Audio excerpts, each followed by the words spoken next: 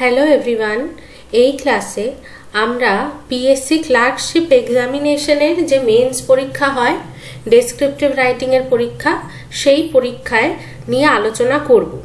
আগের দিন পিএসসি মিসলেনিয়াসের কিছু ক্লাস নিয়েছিলাম, যেখানে আমি বলেছিলাম যে মিসলেনিয়াস পরীক্ষার সময় যে ডেসক্রিপটিভ পেপার হয়, জিকে পেপার, অঙ্ক পেপার এবং তার সাথে রাইটিং পেপার, ল্যাঙ্গুয়েজ, সেখানে পরীক্ষার হলে বসে কিভাবে লিখতে হয়, কিভাবে টাইম ম্যানেজমেন্ট করতে হয়।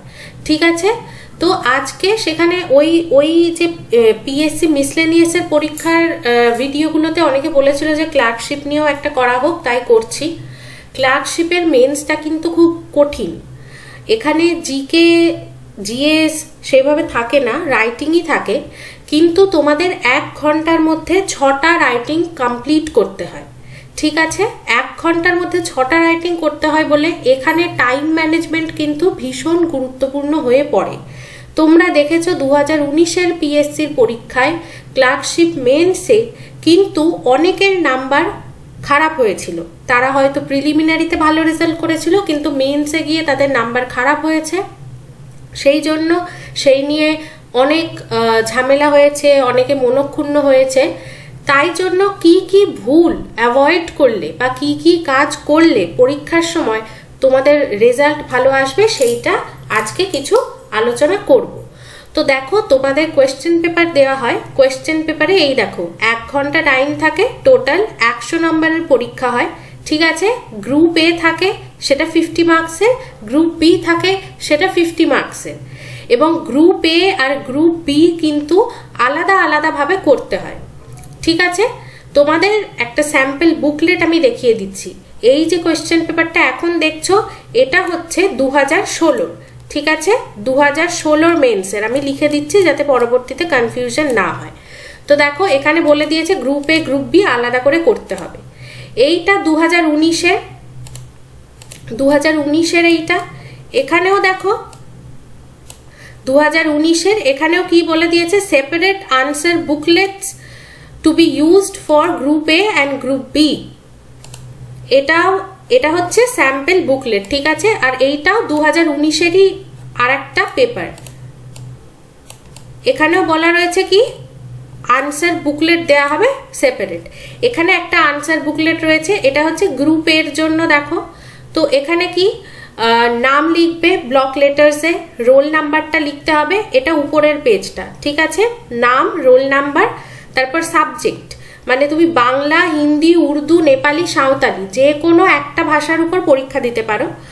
আর সেই জন্য এখানে অপশনগুলো রয়েছে। তারপরে নিজের সিগনেচার করবে, ইনভিজিলেটরের সিগনেচার হচ্ছে কিনা সেইটা খবর রাখবে। ইনভিজিলেটর সবার কাছে যান, কিন্তু তবুও তোমারও দায়িত্বের মধ্যে পড়ে যে তুমি নিজে একবার দেখে নাও যে তোমার খাতায় ইনভিজিলেটরের সিগনেচার আছে কিনা। যদি না থাকে তাহলে কিন্তু খাতা ক্যান্সেল হবে। ঠিক আছে, এবার দেখো কি ইনস্ট্রাকশনস দেয়া থাকে। Answers must be written in on both sides, মানে পৃষ্ঠার উভয় দিকেই লিখতে হবে। রাফ ওয়ার্ক যদি করে থাকো তাহলে সেটা পেন থ্রু করতে হবে। ঠিক আছে, তারপর কি কোনো আলাদা করে লুজ শিট দেওয়া হবে না। নাম, রোল নাম্বার যেখানে দেওয়া আছে সেখানেই লিখবে, খাতার ভিতরে কোনো জায়গায় লিখবে না।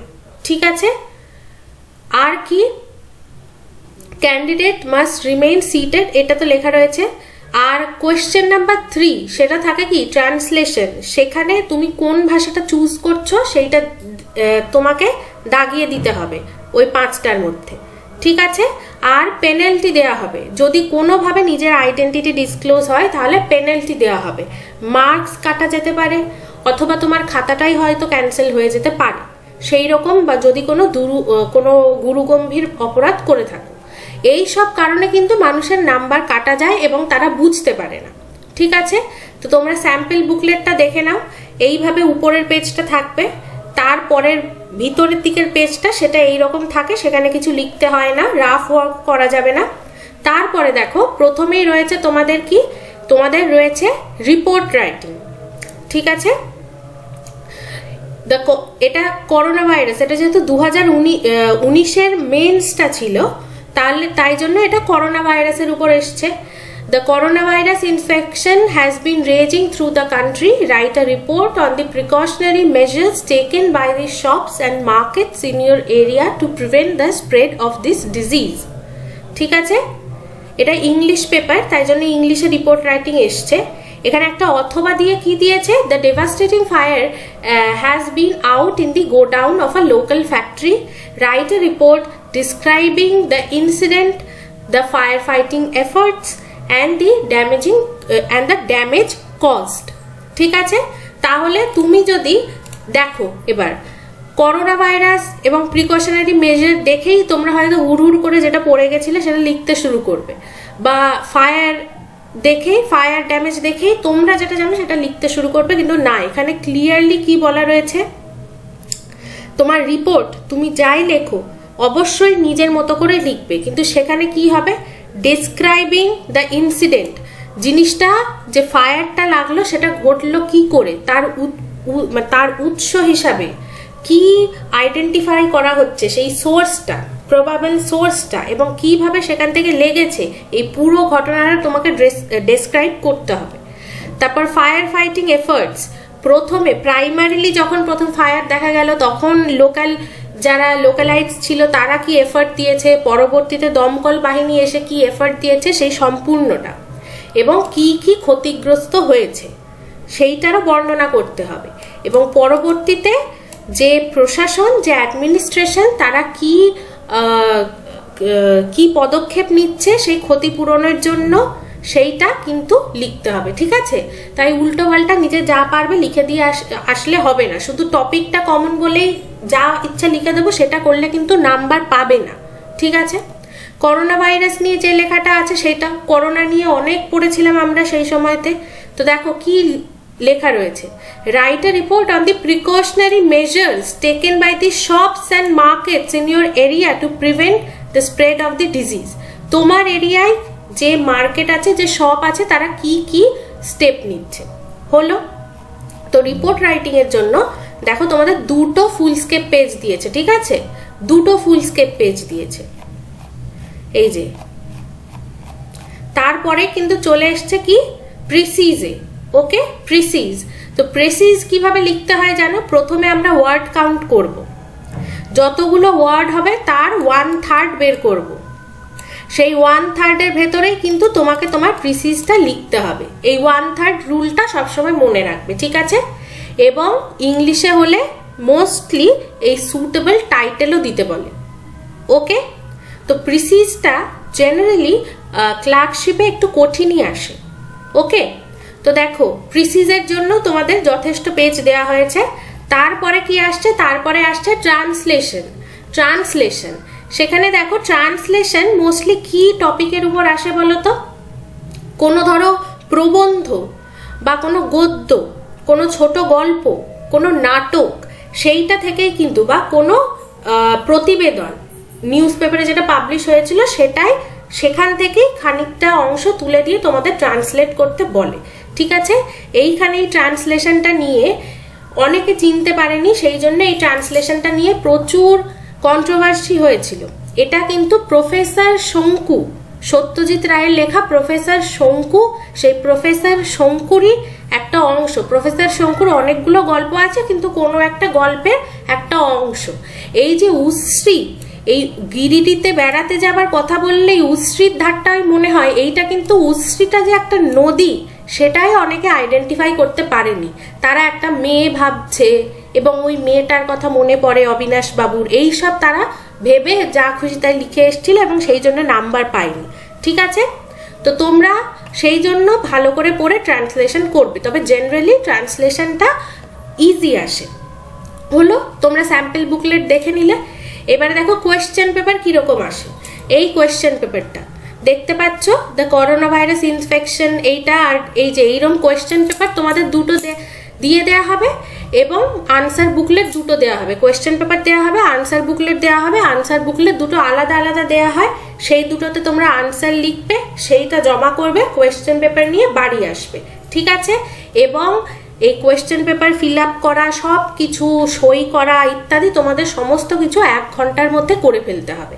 এই কোয়েশ্চেন পেপারটা দেখছো নিশ্চয়, এইটা ছিল কি তোমরা ইংলিশ, এই যে ইংলিশটা দেখে নিয়েছো, ইংলিশে একটা রিপোর্ট রয়েছে, একটা প্রিসি রয়েছে আর একটা ট্রান্সলেশন রয়েছে। বাংলাতেও কিন্তু তাই থাকে।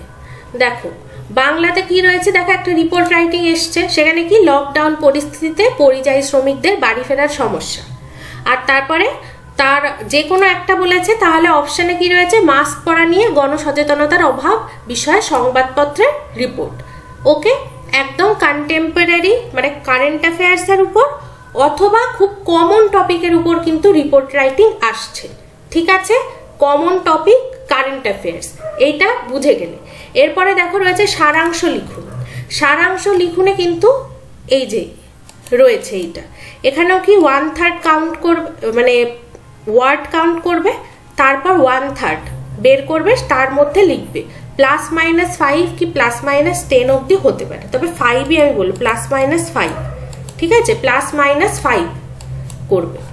তারপরে অনুবাদ, ঠিক আছে, অনুবাদ এইটা মোট থাকে এবং 100 নাম্বার থাকে। কিভাবে ভাগ থাকে, রিপোর্টে 15, সারাংশতে 15, অনুবাদে 20, এখানে হয়ে গেল 50। ওদিকেও থাকে কি রিপোর্ট, এই দেখো ওদিকেও তাই থাকে, রিপোর্টে 15 থাকে, প্রিসিজে 15 থাকে আর অনুবাদে 20 নম্বর থাকে। ঠিক আছে, এইটাও দেখে নাও, এইটাও আর একটা কোয়েশ্চেন। এখানেও দেখো কোভিড-19 সম্পর্কে এসেছিল, এখানে আবার পয়েন্টস দিয়ে দিয়েছিল। পয়েন্টস দিয়ে দিলে কিছু সুবিধাও হয়, কিছু অসুবিধাও হয়। পয়েন্টস দিয়ে দিলে তোমরা কিভাবে ভাববে, কিভাবে লেখাটা সাজাবে তার একটা ফ্রেমওয়ার্ক চলে আসে।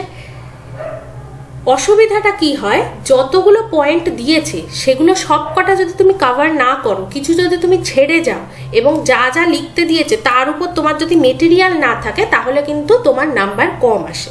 ঠিক আছে, ঠিক আছে, মেটেরিয়াল কম মানে কি, এই সোশ্যাল সাইকোলজিক্যাল এফেক্ট এইগুলোর উপর তোমার যদি মেটেরিয়াল না থাকে, তাহলে তুমি কি লিখবে, শুধু এটুকুই লিখবে, they socially and psychologically affected adversely, এটুকু লিখেই তুই ছেড়ে চলে যাবে। তাদের যে সোশ্যাল স্কিল ডেভেলপমেন্ট হচ্ছে না, তাদের যে ডিপ্রেশন হয়ে যাচ্ছে, এইগুলো তোমাদের সুন্দর করে লিখতে হবে। এই করোনার কোভিড-19 এফেক্ট স্কুল গোয়িং চিলড্রেনের উপর। আর আরেকটা কি অরে এসেছিল, environmental pollution caused by burning fire crackers. দেখো দুটোই কিন্তু কমন টপিক, তাই তো। তারপরে কি সামারিটা দেখো অনেক বড়। ঠিক আছে, read the following passage and condense it. এখানে কিন্তু সামারি দিয়েছে, এখানে কিন্তু তোমাকে প্রিসিজ রাইটিং দেয়নি, সামারি রাইটিং দিয়েছে, 1/3 মধ্যে করতে হবে। আর তারপর কি বেঙ্গলি টু ইংলিশ ট্রান্সলেশন দিয়েছে ঋষি অরবিন্দের উপরে। এবার এইটা একটু দেখে নি, বাংলা পেপারটা কিরকম এসেছিল। বাংলা পেপারে তোমায় অতিমারির উপর লকডাউনের ঘোষণার পর শহরে একটি বিশ্ববিদ্যালয়ের ছাত্র গবেষকরা মিলে একটি কমিউনিটি কিচেন চালু করেছে। তোমরা দেখেছো যে কমিউনিটি কিচেন চালু করা হয়েছিল বিভিন্ন স্কুল বিশ্ববিদ্যালয় থেকে, তো সেইটার উপর। আর পুজো কমিটি কি করছে, দুর্গাপুজোর যে আয়োজন তার থেকে টাকা বাঁচিয়ে আমফান বিধ্বস্তদের জন্য জামা কাপড় আর বইপত্র দেওয়ার উদ্যোগ নিয়েছে, তার উপর একটা প্রতিবেদন রচনা সংবাদপত্রের, কমন জানো। তারপরে দেখো গদ্যাংশের সার সংক্ষেপ অনেকটা বড়, তারপরে চলিত ভাষায় অনুবাদ করো, এটা ঈশ্বরচন্দ্র বিদ্যাসাগরের জীবনের উপর একটা রাইটিং হয়ে গেল। মোটামুটি কি ধরনের টপিক আসে বলে দিলাম। তোমার প্রতিবেদন রচনা আসবে কোনো কন্টেম্পোরারি ঘটনা মানে কারেন্ট অ্যাফেয়ার্সের উপর, অথবা খুবই পরিচিত একটা, যেমন পলিউশন ইত্যাদি, বা চাইল্ড ম্যারেজ, বা হচ্ছে ফিমেল ফিটিসাইড, এই ধরনের জিনিসপত্র। গদ্যাংশ তো বলে দিলাম, কোনো একটা এসে থেকে আসতে পারে, কোনো একটা জেনারেলি এসে থেকে বা সংবাদপত্রের কোনো একটা রিপোর্ট থেকে আসে, গদ্য থেকে আসতে পারে। আর ট্রান্সলেশন যেটা আসে সেটা কি, সেটাও এসে থেকে আসে, কোনো নাটক থেকে আসে, কোনো ছোট গল্প থেকে আসে। এবার আমি বলে দিই যে কি করতে হবে। দেখো 2016 সালের এইখানে কিন্তু তোমাকে 200 ওয়ার্ড দিয়ে দিয়েছে, এবং এটা কি, এটা দেখো টপিক, এটা আবার এতক্ষণ আমরা 2019-এর গুলো করলাম, এবার 2016-টা একটু দেখে নিই।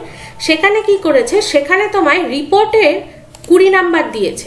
ঠিক আছে, এবং রিপোর্টের টাইটেল লিখতে হবে, রিপোর্টে কিন্তু প্লেস ইত্যাদি সবকিছু দিয়ে দিয়েছে, প্লেস দিয়ে দিয়েছে, ইনসিডেন্ট দিয়ে দিয়েছে, বোট ক্যাপসাইজ ইন হুগলি, ঠিক আছে, মানে নৌকা ডুবি, তারপরে হচ্ছে কজ দিয়ে দিয়েছে, ওকে, তারপরে এফেক্ট দিয়ে দিয়েছে, এই সব কিছু দিয়ে দিয়েছে।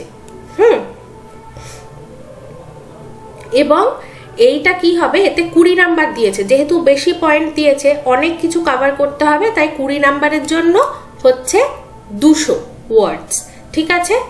তারপরে প্রেসি রাইটিংটায় তোমায় 15 দিয়েছে, আর এইদিকে ট্রান্সলেশনটায় 15 দিয়েছে, ঠিক আছে। ইংলিশ পেপারটা হয়ে গেল। এবার এর বাংলা পেপারটা একটু দেখে নি। এর বাংলা পেপারটায় দেখো কি হয়েছে, এখানে ট্রান্সলেশনে কি দিয়েছে, 15 দিয়েছে, রিপোর্টে 20 দিয়েছে, এবং আবার কিন্তু এখানে পয়েন্ট দিয়ে দিয়েছে, সমস্ত পয়েন্টগুলো করতে হবে। এটা হকারের উপযুক্ত পুনর্বাসন নিয়ে দিয়েছে, ঠিক আছে, যে কেন হকারদের আসার জন্য কি রাস্তা এনক্রোচড হয়ে যাচ্ছে, পথচারীদের সমস্যা হচ্ছে, ফুটপাথ এনক্রোচড হয়ে যাচ্ছে, তারপরে কি হকারদের কি অর্থনৈতিক সমস্যা আছে, তারপরে তার কিছু সলিউশন ইত্যাদি। আর লাস্ট রয়েছে যেটা প্রেসিটা এখানে কেটে গেছে, তবুও কি প্রেসিটা এখান থেকে এসছে, একটা এসে মনে হচ্ছে যতদূর, তার একটা প্রেসি করতে হবে, মানে সারাংশ করতে হবে। তো তোমাদেরকে বলে দিই, রিপোর্ট তোমরা দেখো এখানে কি বলছে, 20 নাম্বারের জন্য 200 ওয়ার্ডস। এবার এই 200টা 220 অবধি যেতে পারে, ঠিক আছে।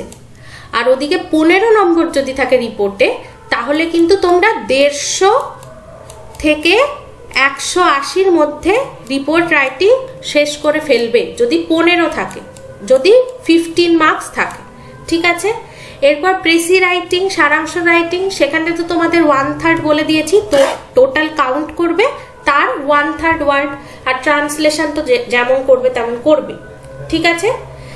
রিপোর্ট রাইটিং দেখো, এবারে ট্রান্সলেশন অথবা রিপোর্ট, এই দুটোর মধ্যে একটা কিন্তু তোমরা প্রথমে করবে, ঠিক আছে। নয় ট্রান্সলেশন করবে যদি ট্রান্সলেশনটা ইজি মনে হয়। দেখো যখন তোমরা ট্রান্সলেশনটা পড়বে তখনই কিন্তু সাইমালটেনিয়াসলি একটু করতে করতে যাবে যে কিরকম হবে। যদি মনে হয় ওটা একটু কঠিন লাগছে, একটু কয়েকটা ওয়ার্ড ভাবতে হবে বা একটা সেন্টেন্স একটু ভালো করে সাজাতে হবে, তাহলে ওটা সাইডে রেখে দেবে, রিপোর্টটা করবে, ওকে। খবরদার কিন্তু প্রথমে প্রেসিতে হাত দিতে যাবে না। এবারে দেখো, যদি ট্রান্সলেশন প্রথমে করো তাহলে ট্রান্সলেশনে কিন্তু ভালো করে ট্রান্সলেশনটা করতে হবে, ঠিক আছে।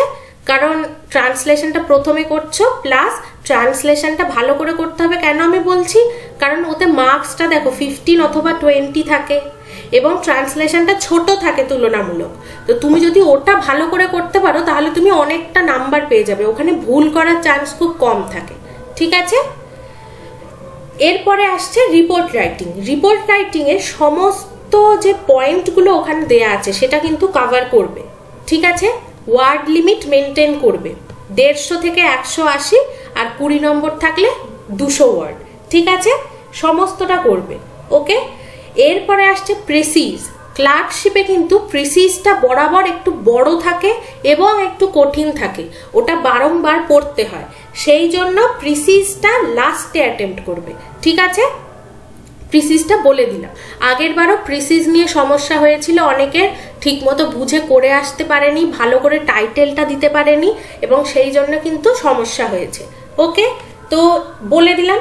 এবারে টাইম ম্যানেজমেন্ট, ঠিক আছে। টাইম ম্যানেজমেন্টে আমি বলছি ট্রান্সলেশনের জন্য, ভালো করে শুনে নাও, ট্রান্সলেশনের জন্য তোমরা, মানে আমি এটা একটা ট্রান্সলেশন বলছি, যেটা গ্রুপ এ তেও হবে সেটা গ্রুপ বি তেও হবে, ইংলিশ গ্রুপ এ আর ওইদিকে গ্রুপ বি। তো আমি একটা করে বলছি, তোমরা ইনটু 2 করে নেবে। তো ট্রান্সলেশনের জন্য পার ট্রান্সলেশন তোমরা 5 থেকে 7 মিনিট, আমি কম করে 5 মিনিটই ধরছি, এবং আমি তোমাদের বুঝিয়ে দেবো। দেখো এখানে 5 মিনিট, 5 মিনিটস, ওকে। তারপরে রিপোর্ট রাইটিং এ চলে আসছো তোমরা। তো রিপোর্ট রাইটিং এ আমি তোমাদের টাইম বেঁধে দেবো রিপোর্ট রাইটিং এর জন্য 10 মিনিটস। রিপোর্ট রাইটিং এর জন্য আমি দিয়েছি 10 মিনিটস। ওকে, আর প্রিসি রাইটিং এর জন্য আমি তোমাদের কিন্তু দেব, দেখো প্রিসি রাইটিং এর জন্য আমি তোমাদের দেব কত, 12 মিনিটস একটা প্রিসির জন্য। এবারে দেখো 12, তাহলে ওখানে হয়ে যায়, তাহলে দেখো ট্রান্সলেশন থেকে এবার আমি তোমাকে ভালো করে হিসাবটা বুঝিয়ে দিচ্ছি এখানে, তাহলেই তোমাদের ক্লিয়ার হয়ে যাবে।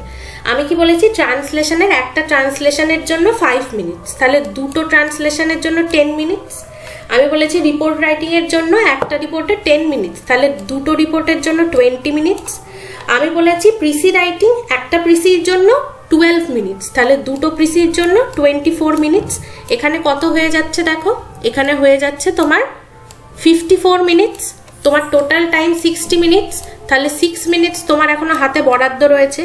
সেই 6 মিনিটসটা তোমাকে, এমন তো না যে তুমি গিয়ে লিখে দেবে, তোমাকে ভাবতে হবে, তোমাকে কোয়েশ্চেন চুজ করতে হবে, তোমাকে ফিল আপ করতে হবে খাতা, তোমাকে সই করতে হবে, এই সব মিলিয়ে তোমার কিন্তু যখন দেখবে শেষ হচ্ছে টায়ে 60 মিনিটসে তোমার শেষ হচ্ছে।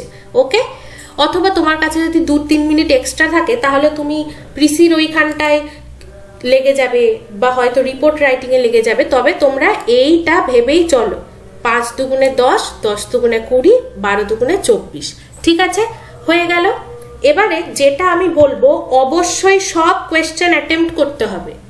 কোনো একটা জিনিস আননোন এসছে মানে আমি অ্যাটেম্প্ট করব না, আমি অন্য দুটো জিনিস আমার পড়ার মধ্যে এসছে সেই দুটো দিয়ে আমি মেকআপ করব, এইভাবে কিন্তু হয় না। দ্বিতীয় কি, সব কোয়েশ্চেন কমপ্লিট করতে হবে। তুমি ধরো প্রিসি লেখা স্টার্ট করেছো, ফিনিশ করতে পারোনি, সেরকম করবে না। বা ট্রান্সলেশন স্টার্ট করেছো, ফিনিশ করতে পারোনি, রিপোর্ট স্টার্ট করেছো, ফিনিশ করতে পারোনি, সেরকম করবে না। সব কিছু ফিনিশ করে আসবে। ঠিক আছে, সব কিছু ফিনিশ করবে। তাতে যদি তোমার ধরো রিপোর্টটা তুমি লাস্টে লেখা শুরু করেছো, তুমি 150 ওয়ার্ডস করতে পারোনি, তোমার 100 ওয়ার্ডস হয়েছে বা 120 ওয়ার্ডস হয়েছে, ঠিক আছে। তুমি মাঝের সব কটা পয়েন্ট কভার করতে পারোনি, ঠিক আছে, তুমি লাস্টের পয়েন্টটা কনক্লুড করে, মানে লাস্টের পয়েন্টটা কভার করে ভালো করে একটা কনক্লুশন লিখে দাও, দিয়ে তুমি আসো। পুরো জিনিসটা হোলসাম হতে হবে, সম্পূর্ণ হতে হবে। ঠিক আছে, ট্রান্সলেশনের ক্ষেত্রেও তাই, প্রিসিজের ক্ষেত্রেও তাই। প্রিসিজে তুমি লাইন বাই লাইন পড়ে তার সারসংক্ষেপ করছো, সেটা তো হয় না, ওভারঅল একটা হয়, তুমি মাথায় ভেবে রাখো। এবার সেইটা যদি তুমি ধরো মাঝের দুটো জিনিস লিখতে পারোনি, ঠিক আছে, তুমি লাস্টে যেটা ভেবে তুমি শেষ করবে, যেটা লিখে তুমি শেষ করবে ভেবেছিলে প্রিসিটা, সেইটা সুন্দর করে লিখে দাও। কমপ্লিট করতে হবে, সব কোয়েশ্চেন করতে হবে। অনেকে হয়তো দুটো কোয়েশ্চেন খুব ভালো করে লেখে, ভাবে ঠিক আছে আমি 20 নম্বর ছেড়েছি, কি হয়েছে, বাকি 30 নম্বরে আমি ওইখানে 25 পেয়ে যাব। সেরকম কখনো হয় না বাবু, সেটা হয় না।